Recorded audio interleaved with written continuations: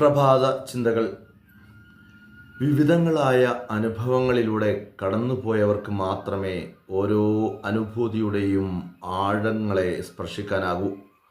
നിരാശ എന്തെന്നറിയാത്തവന് സന്തോഷത്തിൻ്റെ വില മനസ്സിലാകണമെന്നില്ല. ജീവിതം എങ്ങനെ സന്തോഷകരമാക്കാം എന്നതല്ല, ആനന്ദത്തിലും അസന്തുഷ്ടിയിലും ആത്മനിയന്ത്രണം നഷ്ടപ്പെടാതെ എങ്ങനെ പെരുമാറാം എന്നതാണ് പ്രധാന കാര്യം. കാലം മാറുന്നതിനനുസരിച്ച് പെരുമാറ്റത്തിലും പ്രതികരണത്തിലും മാറ്റമുണ്ടാവണം.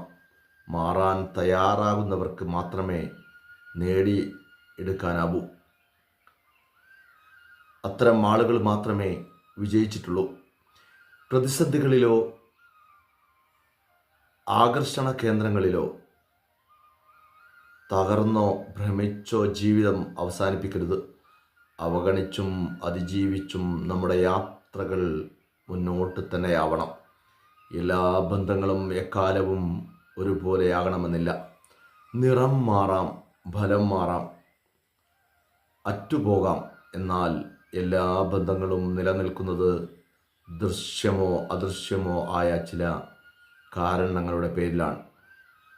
പൊരുത്തക്കേടുകൾക്കും നിരാശകൾക്കുമപ്പുറം പരസ്പരം ചേർത്തു നിർത്തുന്ന ഒരു കാരണമെങ്കിലും കണ്ടെത്താനാകാത്തവർ അകലങ്ങളിലേക്ക് സഞ്ചരിക്കും.